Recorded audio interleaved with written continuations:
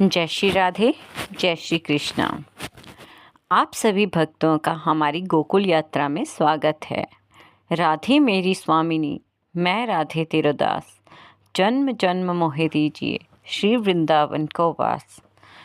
हम सभी अपनी इस यात्रा में श्री राधा रानी के चरणों में बस यही प्रार्थना कर रहे हैं कि हे राधा रानी, इस जन्म में नहीं तो अगले जन्म में हमें श्री धाम वृंदावन का वास मिले, चाहे वह किसी रूप में हो, जीव जंतु, वृंदावन की रज, पेड़ पौधे, पक्षी, किसी भी रूप में हे राधा रानी हमें श्री धाम वृंदावन में वास देना। और हम मानसिक भाव से अब गोकुल यात्रा में बढ़ रहे हैं, जिसमें हमने श्री कृष्ण का जन्म गोकुल में मनाया, माता यशोदा नंद बाबा से खूब बधाइयाँ ली। उसके पश्चात हमने पूतना का वध और वृत्रासुर का संहार, शक्टासुर का संहार सब देखा, यह दृश्य का आनंद लिया। अब हम देखते हैं कि श्री कृष्ण का नामकरण महर्षि गर्गाचार्य ने किया। उसके पश्चात श्री कृष्ण करवट लेने लगे और अब कान्हा थोड़े बड़े हो गए और अपने घुटवन घुटवन चलने लगे और अपनी नन्ही बाल लीलाएं नंद यशोदा के भवन में कर रहे हैं, जिसे देखकर नंद बाबा यशोदा मैया आनंदित हो रहे हैं।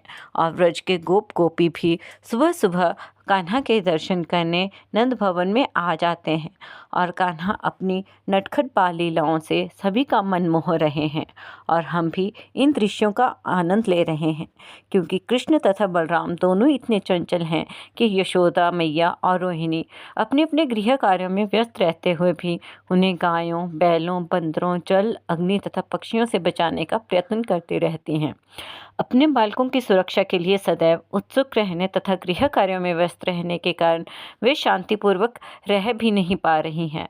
अल्पकाल में कृष्ण तथा बलराम दोनों उठकर खड़े होने लगे हैं और अपने पैरों से कुछ कुछ चलने भी लगे हैं।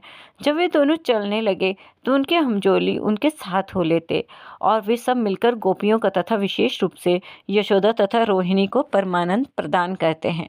परंतु अभी कन्हैया माँ यशोदा के भवन में ही अंदर अपना सारी बाल लीलाएं करते हैं। कभी बछड़ों के पास चले जाते हैं, कभी कन्हैया और बलराम बछड़ों के कान पकड़ लेते हैं, कभी उनकी पूंछ पकड़ लेते हैं। और जब बछड़े उनसे डरते हैं तो वो भागते हैं, तब कन्हैया उनकी पूंछ पकड़कर और बलदाऊ भी उनकी पूंछ पकड़कर पूरे आंगन में मिट्टी में पूरे धूल से धूसरित हो जाते हैं, जिससे यशोदा मैया उन्हें बार बार नहलाकर तो बहुत सुंदर से सजाती है, परंतु दोनों मिट्टी से धूसरित हो जाते हैं और उनका यह रूप बहुत ही मोहनीय और आनंद प्रदान करने वाला होता है। माता यशोदा, रोहिणी, गोपियाँ उनकी इन बाल लीलाओं का आनंद लेती हैं। अब कन्हैया का मन करता है कि वे नंद भवन से बाहर निकलें, परंतु नंद भवन की दहलीज थोड़ी ऊंची है, तो कन्हैया आज तो कोशिश कर रहे हैं कि आज तो मैं नंद भवन से बाहर निकल के ही रहूँगा।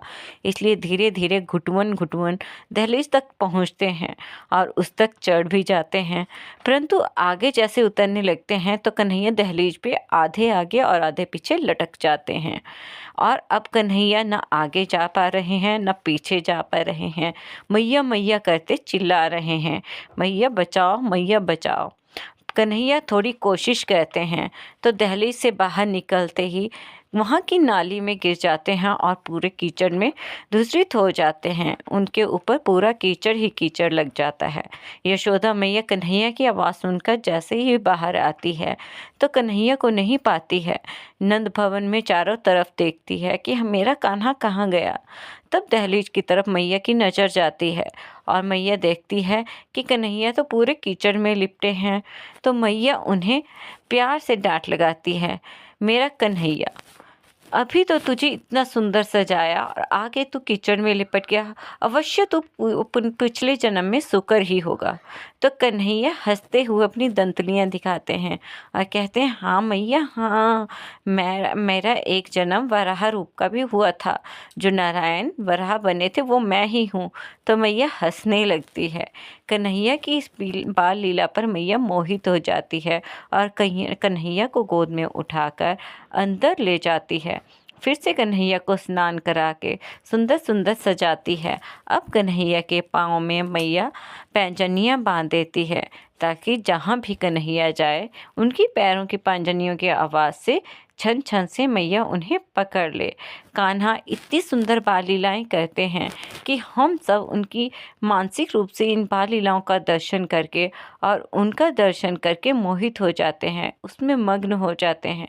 धन्य है यशोदा मैया जिनके घर हमारे बाल गोपाल ने जन्म लिया और अपनी प्यारी प्यारी लीलाओं से उन्हें मंत्रमुग्ध कर रहे हैं। कान्हा की इतनी सुंदर मधुर बाल लीला देखकर हम भी उनसे यही प्रार्थना करते हैं, हे कान्हा, हमें भी अपनी इन सुंदर मधुर लीलाओं का दिव्य दर्शन ऐसे ही मानसिक रूप से करवाते रहना।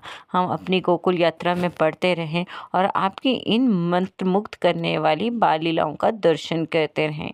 भक्तों, यदि आप भी कान्हा की ऐसी सुंदर सुंदर नटखट बाल लीलाओं का दर्शन करना चाहते हो तो कृपया हमारे चैनल को सब्सक्राइब करें, वीडियो को लाइक करें और अधिक से अधिक शेयर करें। जय श्री राधे, जय श्री कृष्ण।